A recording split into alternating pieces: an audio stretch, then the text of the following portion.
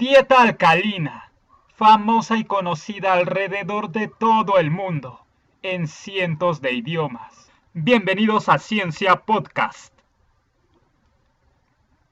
Hoy hablaremos de un tema muy especial llamado la dieta alcalina, comida alcalina, alcalinidad y todo lo que tenga que ver con la salud.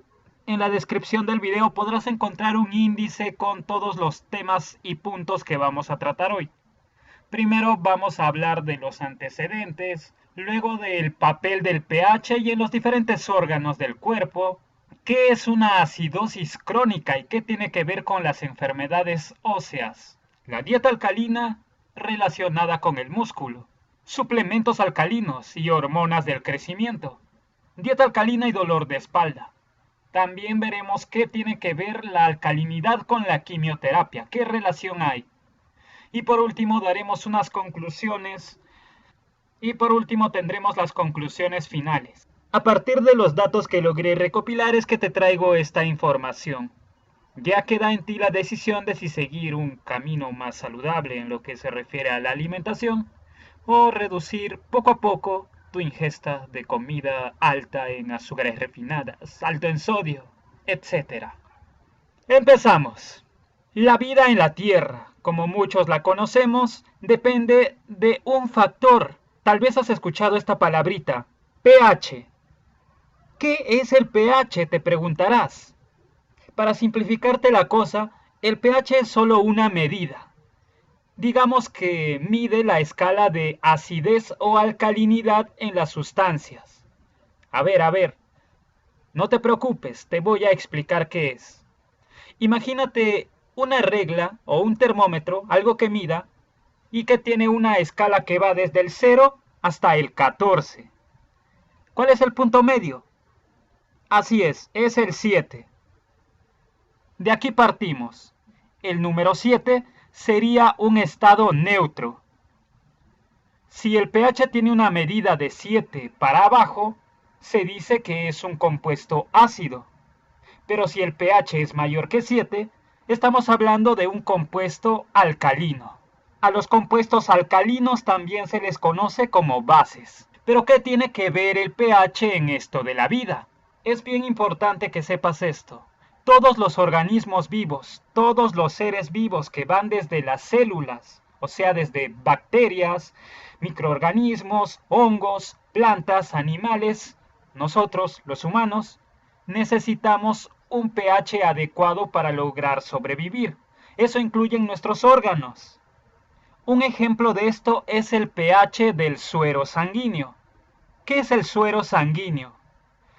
Imagínate a toda la sangre. En la sangre hay células, glóbulos rojos, glóbulos blancos, plaquetas, proteínas y muchas otras cosas. Pero esas células, esos compuestos están viajando en un líquido. Quítale todo lo sólido y deja solo ese líquido. A ese líquido le llamamos el suero sanguíneo, también conocido como suero. El pH de la sangre varía entre 7.35 y 7.45. ¿Recuerdas lo que dije hace un momento? ¿Qué tipo de pH tiene la sangre entonces? Así es, tiene un pH alcalino porque es superior a 7, pero es ligeramente alcalino, no es que sea netamente alcalino. Sin embargo, si el pH del suero desciende demasiado, o sea, se sale de este rango de alcalinidad, se puede desarrollar una acidosis metabólica. Y si es superior, también habrán consecuencias. El pH del suero, como ya lo dije, varía entre 7.35 y 7.45. Si te das cuenta, esa escala puede parecerte bien pequeña, casi ínfima, sin sentido. Pero si varías, si tu pH de la sangre baja de 7.35, acidosis metabólica. Y si supera ese rango, o sea, se pone más alcalino de lo necesario, también habrán consecuencias. Sin embargo, hay un sistema en nuestro cuerpo. Tal vez has escuchado que el cuerpo se cura a sí mismo. Y eso es verdad. Pero tú tienes que ser el responsable de otorgarle esos componentes que tu cuerpo necesita para que pueda trabajar por sí mismo y curarse. A este proceso se le llama homeostasis, o también conocido como equilibrio corporal. Un poquito de lo que es homeostasis, por ejemplo. Si tu temperatura corporal excede los 37 grados, que es lo normal, ¿no? 36, 37. Imagínate que hace bastante calor y estás parado. ¿Qué hace tu cuerpo? Empieza a sudar. ¿Para qué? Para así disminuir la temperatura corporal. Esto es lo que pasa con el pH. Si se está saliendo de este rango, hay sustancias que se liberan en la sangre para que el pH vuelva a estar estable. Para que el pH vuelva a ser estable. Imagínate nada más, si es que vas a preparar una limonada, ¿y qué tal si te pasaste con los limones y está demasiado ácida? Entonces, lo que haces es diluirla, o sea, echarle más agüita, y así estás bajando la acidez. Algo así tiene que ver esto, pero es un poquito más extenso, solo que no me quiero meter en términos tan científicos y hablar de cosas que quizás la mayoría no entienda. Los datos que les voy a dar van a ser puntuales, sin nada de complicaciones. Otro ejemplo del pH. Se han hecho estudios científicos, por ejemplo, del océano. Así es, el océano también tiene un pH. Como lo dije antes, la vida depende del pH, la vida en la Tierra en general.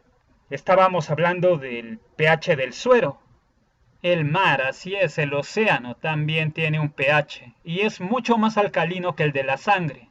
Tiene un pH de aproximadamente 8.2 o menos. Pero ¿qué ha pasado? Bastante emisión de dióxido de carbono en el medio ambiente. Una parte de este gas de alguna manera se ha fusionado con el agua del océano y eso ha causado que el océano baje su pH de 8.2 a 8.1. Se ha reducido, o sea, sigue siendo alcalino, pero esta pequeña variación puede hacer que tal vez un pez que soporta 8.2 de pH de su medio para que pueda vivir, y luego drásticamente se lo cambian a 8.1, este pez puede morir. ¿Y qué pasa con el resto de su especie? Se podría extinguir. Esta reducción del pH puede llevar a la muerte de los arrecifes de coral. ¿Y qué pasa si sigue disminuyendo? Puede afectar a otras especies marinas. Incluso el pH del suelo en el que crecen las plantas puede tener una influencia que sí es bastante considerable en el contenido de mineral de los alimentos que comemos, en los frutos. Así es, en el suelo también hay pH, ya les dije que es una medida. ¿Qué pasa? Bueno, según la recopilación que estuve leyendo, el pH del suelo para que se produzca una cantidad de minerales y nutrientes para nuestro consumo debería estar entre 6 y 7.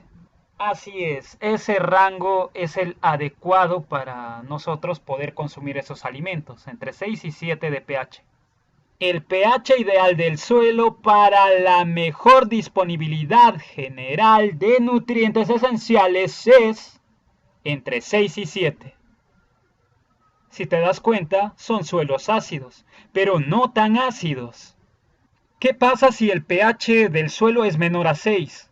Eso podría reducir la cantidad de calcio y magnesio que se encuentra presente en los productos, en los vegetales que consumimos. Y el suelo con un pH superior a 7 puede dar como resultado otros componentes que antes no estaban presentes, como hierro, manganeso, cobre y zinc. ¿Qué pasa si el suelo es demasiado ácido?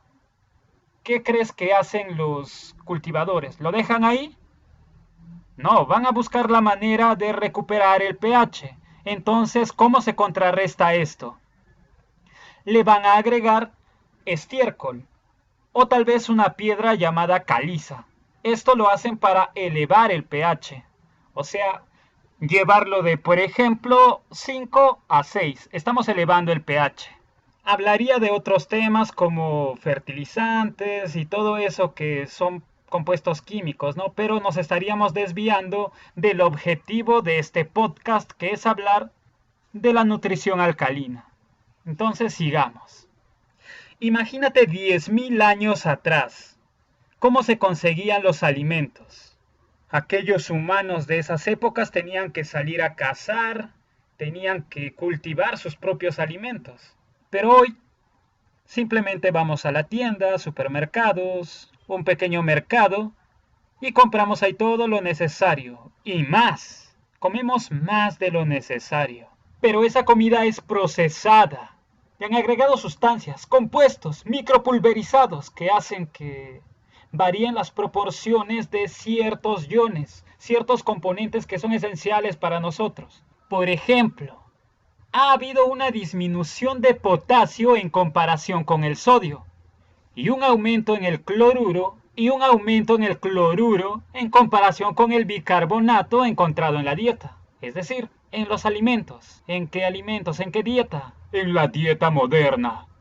¿Pero qué tiene que ver el sodio? ¿Qué tiene que ver el potasio, el cloruro, el bicarbonato? ¿De qué me estás hablando? ¿Voy a preparar pan o qué cosa? Hablaré de ellas más adelante en este mismo podcast. Quédate en sintonía. Esta es una pequeña pausa. Creo que todavía no te has suscrito al canal, ¿no? Puedes aprovechar esta pausa para darle clic al botón de suscripción.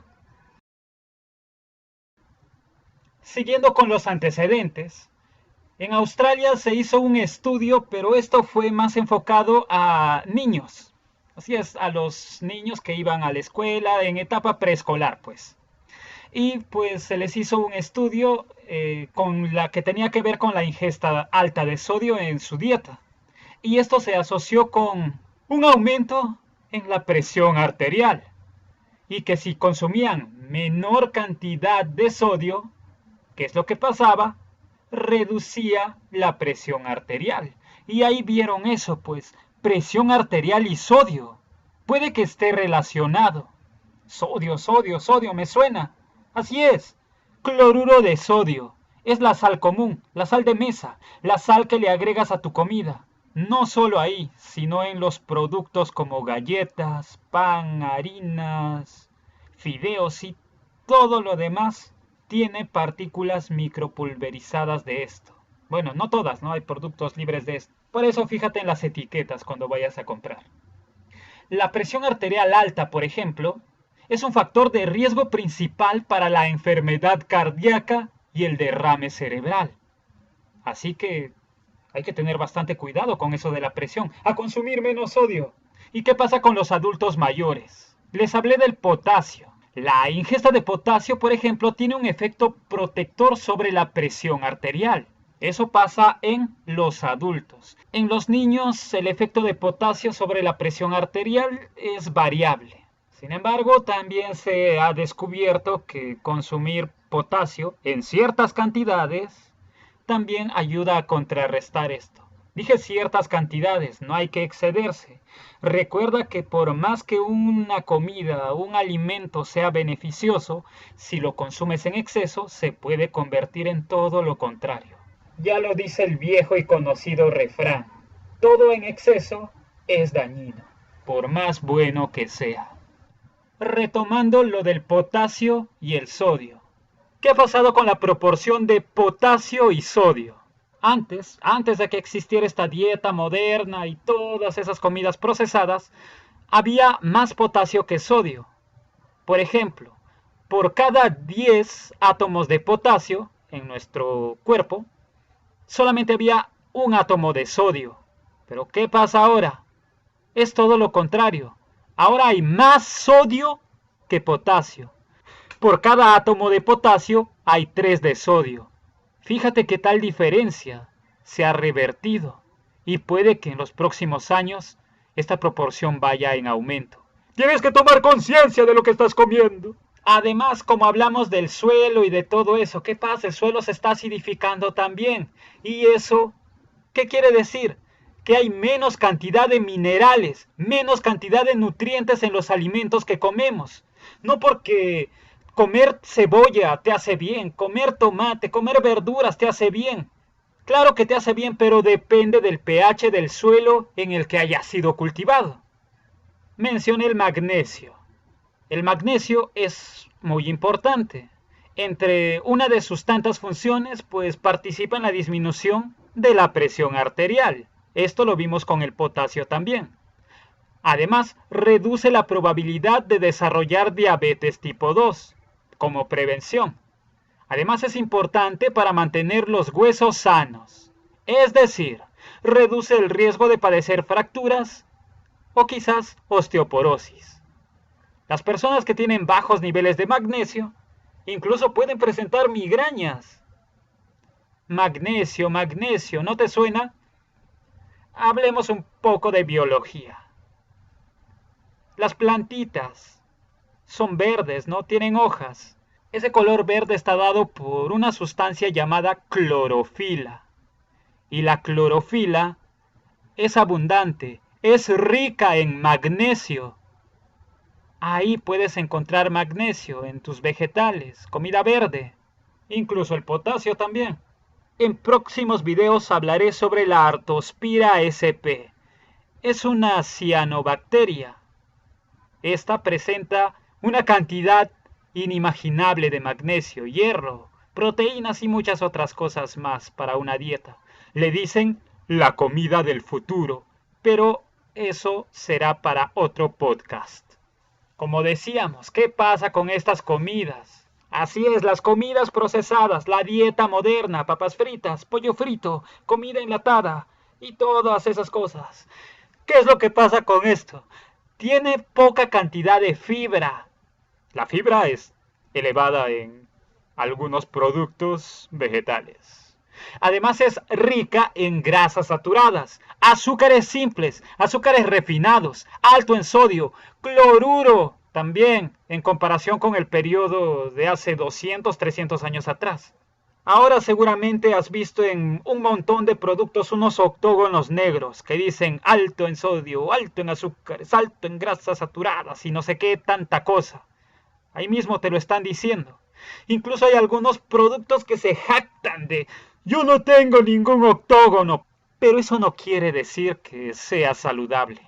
Una dieta baja en carbohidratos y alta en proteínas con una mayor carga de ácido además produce muy pocos cambios en la química sanguínea. Eso quiere decir en el pH, o sea, se mantiene la homeostasis 7.35 a 7.45. Pero sí produce muchos cambios en la química urinaria, es decir, en la pichi. Con pruebas de laboratorio de orina pueden determinar si, por ejemplo, si al eliminar bastante calcio, está pasando algo raro en tu organismo. Puede que tengas osteoporosis. Bueno, si eres muy joven, obviamente no. De eso vamos a hablar un poquitito más adelante. Segunda parte de este podcast de la dieta alcalina. El papel del pH en varios órganos corporales. Ahora que sabemos que el pH es una medida para determinar si una sustancia, compuesta o lo que sea es ácido o alcalino, ¿verdad? Vimos que el pH menor a 7 indica una sustancia ácida y un pH mayor a 7 indica una sustancia alcalina. En esta parte hablaremos del pH del estómago, de la piel y de la orina. Empecemos con el pH del estómago. El pH del estómago varía entre 1.35 a 3.5. Noten esto, es un número recontra bajo. Si es un pH bien bajito como el de 1.35, quiere decir que es muy, pero muy ácido. Mientras más pequeño sea el valor de pH, más ácido será. Obviamente, si hablamos de alcalinidad también. Imagínate un compuesto con pH 12. Es muy alcalino. Cerca a la neutralidad es leve, es decir, mientras más se aproxime a 7, es un poquito menos fuerte. ¿Por qué el pH del estómago, del jugo gástrico es tan, pero tan bajo? Ponte a pensar un momento. cómo introducimos sustancias del mundo exterior al interior de nuestro cuerpo, por la boca, no solo alimentos. Hay organismos vivos que son microscópicos, no los vemos. Entonces, algunos de ellos, pues, son patógenos, es decir, que causan enfermedades. Así es, ese pH tan ácido del estómago sirve como una barrera protectora. Y ya que estamos hablando del pH, en el estómago también tenemos una mucosa gástrica. El pH de esta mucosa es lo bastante alcalino para resistir, para contrarrestar este pH del estómago. Imagina algo. Tienes un vaso con cierta sustancia que tiene, por ejemplo, un pH 3. Y tienes, por otro lado, otro vaso con otra sustancia que, por ejemplo, tiene un pH de 9. Una sustancia es ácida y la otra alcalina. Si le echas la sustancia alcalina a la ácida, lo que vas a hacer es de alguna manera elevar el pH. Así es, lo vas a elevar. Y si haces lo contrario, es decir, a la sustancia alcalina le agregas la sustancia ácida, lo que va a hacer es reducirle esa alcalinidad, volviéndolo un poco más ácido.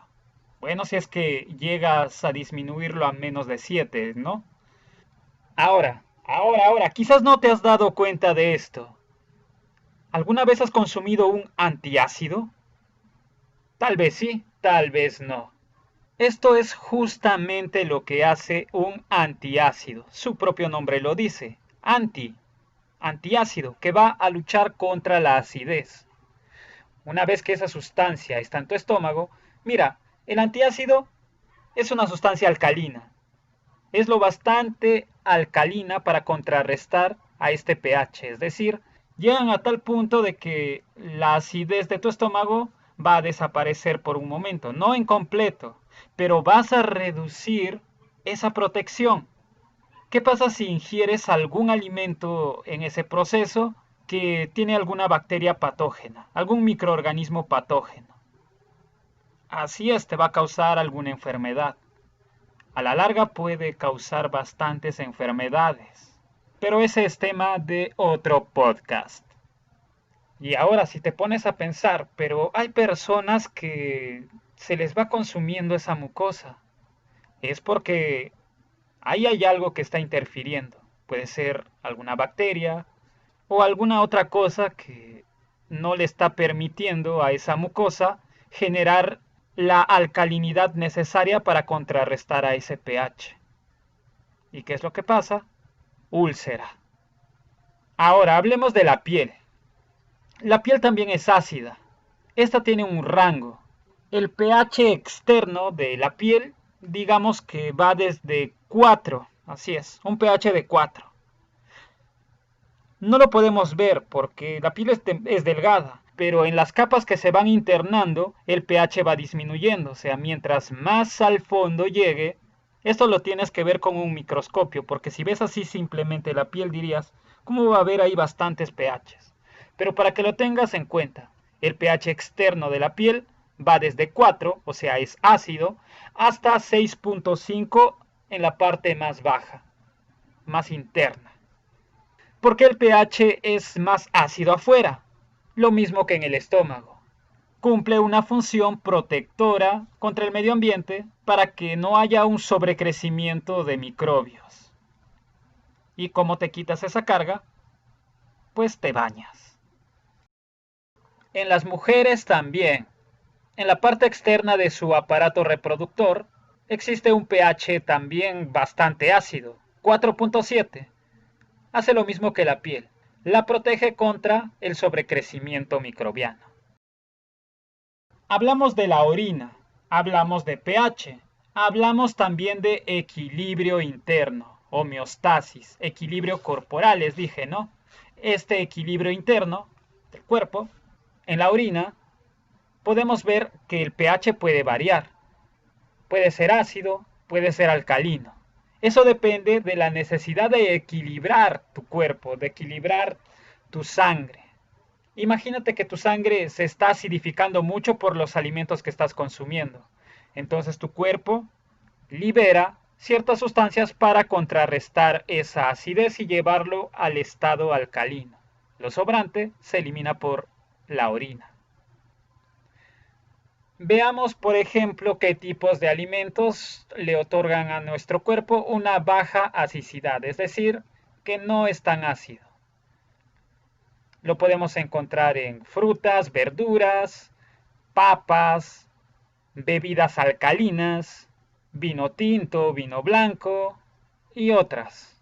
Pero también hay comidas que aportan una carga de acidez elevada al organismo. Por ejemplo, carnes, productos lácteos, pescado y otras bebidas alcalinas que son pobres en fósforo o relativamente bajas en fósforo, como las cervezas pálidas. Sin embargo, esto puede que no sea un reflejo de estar en una dieta alcalina o ácida durante todo este tiempo. Para eso se tienen que hacer muchos más estudios, obviamente. Parte 3. Acidosis crónica y enfermedad ósea. Como hablamos de enfermedad ósea, también introduciremos al calcio en este podcast. A las sustancias alcalinas también se les conoce como base. Entonces, un depósito de base en nuestro cuerpo es el calcio. Este está en forma de fosfatos y carbonatos. Como lo mencioné, cuando ingerimos alimentos con alta carga ácida, lo que hace nuestro cuerpo es liberar ciertas sustancias para contrarrestar esto y llegar nuevamente al equilibrio interno, a la homeostasis. Así es como se liberan fosfato de calcio, carbonato de calcio. Hace poco les mencioné sobre la orina y el calcio que es medido ahí. Se podría atribuir a que si se elimina bastante calcio es porque el cuerpo se está descalcificando, estamos perdiendo masa esquelética. Sin embargo, esa no es una medida directa de osteoporosis. Hay muchos otros factores que pueden compensar la pérdida de calcio en la orina. Por ejemplo, en el suero, si el bicarbonato se reduce, como vimos, el bicarbonato está asociado al calcio. ¿Qué pasa si se reduce el bicarbonato plasmático? Es decir, el que se encuentra dentro de las células. Esto hace que el pH arterial disminuya. Entonces, ¿cómo contrarrestamos eso? Ya saben, si el pH disminuye, se tiende a una acidosis. ¿Cómo prevenimos esto? El mismo organismo tiene las defensas para ello. Entonces, libera bicarbonato de potasio. Aquí entra el potasio. El potasio de cierta manera ayuda a equilibrar esto. En este caso, es el bicarbonato el que ayuda a mantener el pH estable entre 7.35 y 7.45. Pero ¿qué pasa si yo no soy un adulto mayor, no tengo osteoporosis y estoy eliminando bastante calcio en mi orina? Esto quizás se pueda deber a una mala absorción intestinal de los minerales que son necesarios para contrarrestar esta pérdida de calcio. Hablo de la vitamina D. La vitamina D en una cantidad adecuada lo que hace es ayudar con la absorción de calcio y magnesio. Esta absorción se lleva a cabo en los intestinos. Entonces, como podemos ver, si tenemos deficiencia de vitamina D, entonces estaríamos perdiendo magnesio, calcio y fosfatos. No necesariamente estaríamos padeciendo osteoporosis, pero de todas maneras, esto perjudica al organismo. La cereza del pastel. La mayoría de las poblaciones son generalmente deficientes en vitamina D hoy en día. Esto es inducido en parte por la alimentación, por la comida moderna. La vitamina D, que en realidad es una hormona, también es producida por la piel, mediante luz ultravioleta. Para personas que padecen insuficiencia renal crónica, por ejemplo, la corrección de la acidosis metabólica con bicarbonato mejora significativamente sus niveles de paratiroides. Y esto hace que la vitamina D active esa propiedad absorbitiva. Hicieron un estudio en pacientes mayores que estaban en reposo. ellos eliminaban bastante calcio en la orina. Entonces se les dio unos suplementos que contenían fosfatos, es decir, una bebida alcalina. Al final del estudio lo que se esperaba era que se disminuyera los niveles de calcio eliminado en la orina y también que disminuyera los niveles de calcio eliminados de los huesos, o sea, que se prevenga la pérdida ósea. Los resultados obtenidos mostraron que sí se redujo el nivel de calcio que se excretaba en la orina, pero no sucedió nada con los huesos, seguía habiendo pérdida ósea. Como lo dije antes, el sodio. Un elemento en la dieta moderna es la excesiva cantidad de sodio que tienen en sus productos. Existe evidencia de que en humanos sanos el aumento de sodio en la dieta puede predecir el grado de acidosis metabólica hiperclorémica. Cuando se consume una dieta neta productora de ácido, gaseosas, galletas, productos procesados.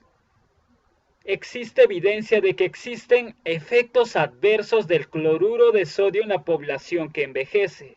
Cloruro de sodio, lo mencioné antes, la sal de mesa. Si en la dieta diaria una persona que ya es adulta mayor consume una cantidad elevada de sodio, lo que va a hacer es acelerar la pérdida ósea y masa muscular. Esto ya se ha demostrado. El exceso de sodio en la dieta también produce hipertensión y osteoporosis en mujeres. El potasio en la dieta, que hoy en día falta y que los productos que venden carecen o tienen muy poca cantidad de ayudarían a detener estos efectos. Obviamente los va a desacelerar. Es decir que el potasio, de cierta manera, influye positivamente con el exceso de cloruro de sodio que se consume. Una recomendación sería comer alimentos ricos en potasio y disminuir la cantidad de cloruro de sodio. También se hicieron estudios en donde se encontró que el exceso de proteína en la dieta con alta carga renal ácida puede disminuir la densidad ósea, es decir, los huesos se van descalcificando. Y para esto, para amortiguar esto, para retener esto, para detenerlo, lo que se sugiere son suplementos o alimentos ricos en álcalis, es decir, comida alcalina. Sin embargo, la proteína adecuada también es necesaria para la prevención de osteoporosis y la pérdida de proteína de los músculos. Por lo tanto, quizás no sea necesario eliminar por completo la proteína, pero eso sí, elevar la cantidad de frutas y verduras que se consume y reducir la cantidad de proteínas. Como lo mencioné antes, la cantidad de minerales y nutrientes que tengan estos productos dependen del pH del suelo, como lo vimos en el apartado 1. Y este es un pequeño receso antes de continuar. Si aún no te has suscrito, ¿qué esperas para hacerlo? Aprovecha esta pausa para poder hacerlo. Solo dale clic al botón de suscribirse.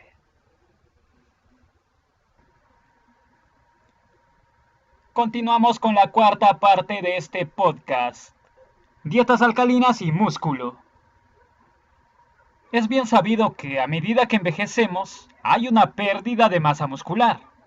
Esta puede predisponer a caídas y fracturas. Te puedes tropezar y te rompes tu huesito. Se hizo un estudio durante 3 años y se analizó una dieta rica en potasio, en donde se consumía alimentos ricos en como frutas y verduras. También se analizó una carga reducida de ácido, es decir, estaba llevando una dieta alcalina. Como resultado se obtuvo la preservación de la masa muscular en hombres y mujeres mayores. Un punto positivo para las dietas alcalinas. Las afecciones como la insuficiencia renal crónica que provocan acidosis metabólica crónica provocan un colapso acelerado en el músculo esquelético. Entonces, si se corrige la acidosis, se puede preservar la masa muscular en condiciones en las que el desgaste muscular es común. Podemos desacelerarlo en adultos mayores. El desgaste muscular es común, por ejemplo, ocasionado por la cetosis diabética, traumatismos, sepsis. enfermedad pulmonar obstructiva crónica e insuficiencia renal. Se hizo un estudio también para tratar la acidosis aguda. Para esto se utilizaron unos pacientes más jóvenes. ¿En qué consistía esto? Ellos iban a realizar un ejercicio exhaustivo, ejercicio físico exhaustivo. Entonces, los separaron en dos grupos. A un grupo se les suplementó con bicarbonato de sodio, que es una bebida alcalina, y al otro grupo no se le dio nada. Esto lo consumieron antes de empezar con los ejercicios. Por si no lo saben, cuando se hace ejercicio, nuestro cuerpo se carga de un ácido llamado ácido láctico, es decir, nos estamos acidificando como producto del ejercicio exhaustivo. Claro que esto es natural en el cuerpo. Lo que se vio como resultado final es que la acidosis en sangre era menor en los que fueron suplementados con bicarbonato de sodio. Interesante, ¿verdad? Otro punto a favor para las dietas alcalinas. Así que continuemos con la parte 5, suplemento alcalino y hormona de crecimiento. ¿Qué tiene que ver la hormona de crecimiento y la suplementación alcalina? Desde hace tiempo se sabe que las formas graves de acidosis metabólica en los niños, como la acidosis tubular renal, están asociados con bajos niveles de hormona del crecimiento. Como resultado, una baja estatura. Nuevamente hicieron varios estudios en donde trataron de corregir esta acidosis con bicarbonato y también con citrato de potasio.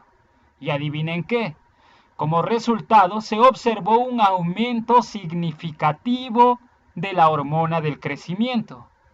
Y esto también llevó a que se mejorara el crecimiento en los niños. Pero esto no solo lo hicieron en niños, sino también en mujeres posmenopáusicas.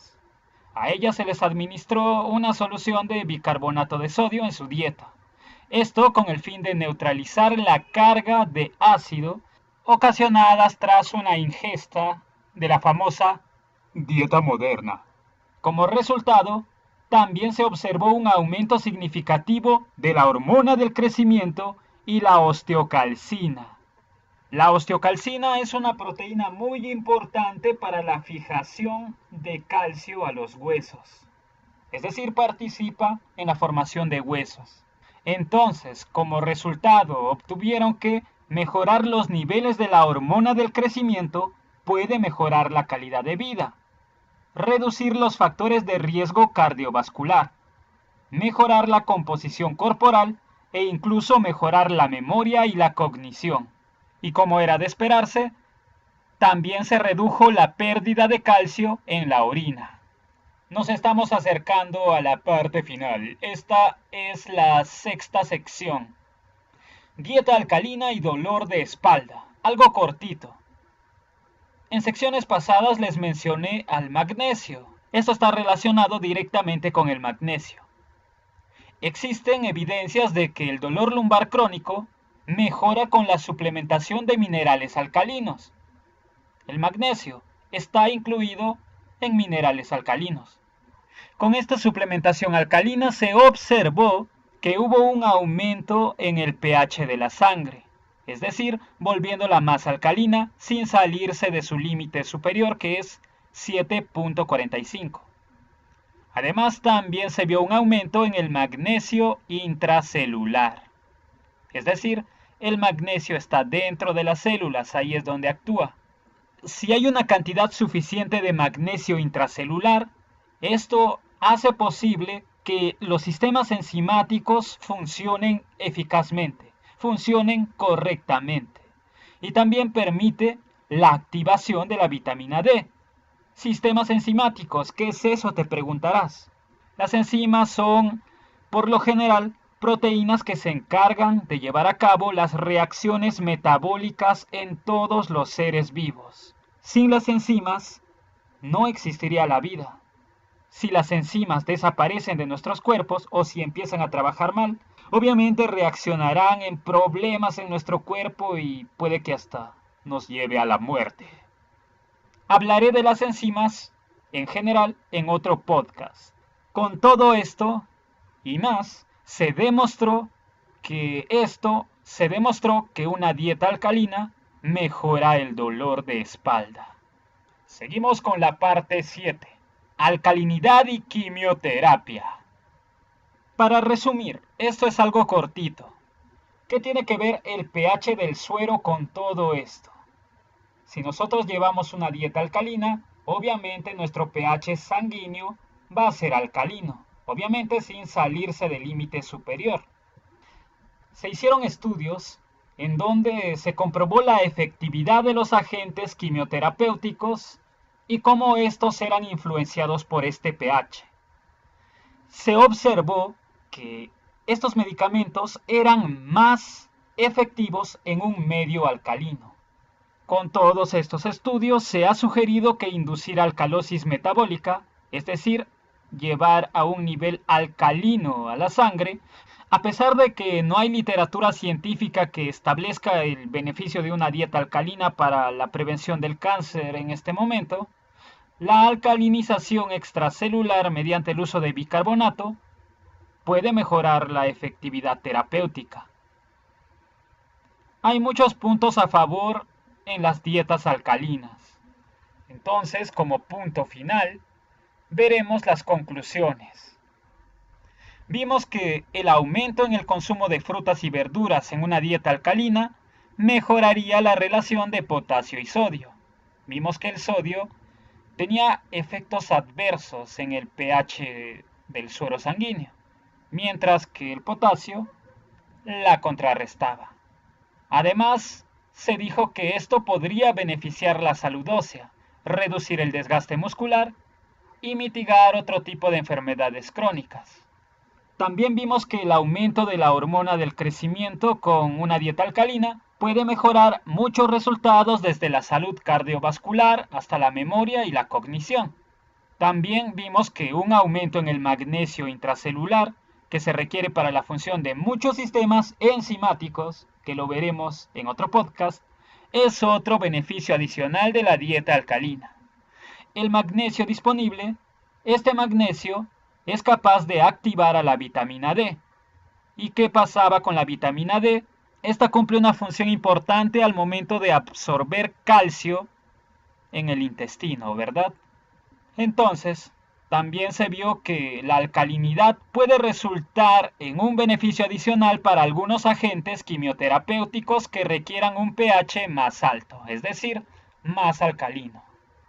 A partir de todo lo hablado en este podcast, sería prudente considerar una dieta alcalina para reducir la morbilidad y mortalidad por enfermedades crónicas que están afectando a nuestra población que envejece. Una de las primeras consideraciones en una dieta alcalina, que influye comer más frutas y verduras, es saber en qué tipo de suelo se cultivaron, ya que esto puede influir significativamente en el contenido mineral. De nada sirve comer alimentos que hayan sido cultivados en un suelo pobre, carente de minerales.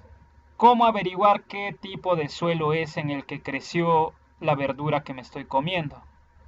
La verdad, no lo sé. Y se necesitan muchos más estudios porque por el momento son limitados respecto a los efectos musculares, la hormona del crecimiento y la interacción con la vitamina D. Este es el final del podcast La dieta alcalina. Hemos tocado algunos puntos generales de lo que trata esta dieta y sus efectos sobre algunos padecimientos. Por lo que hemos visto, una dieta alcalina es beneficiosa para la salud. ¿Aún no te has suscrito a este canal? ¿Qué esperas para hacerlo? Próximamente tendremos más podcasts relacionados con salud alimenticia y más podcasts relacionados con la ciencia. Esto fue presentado por Ciencia Podcast. Nos vemos en el siguiente podcast.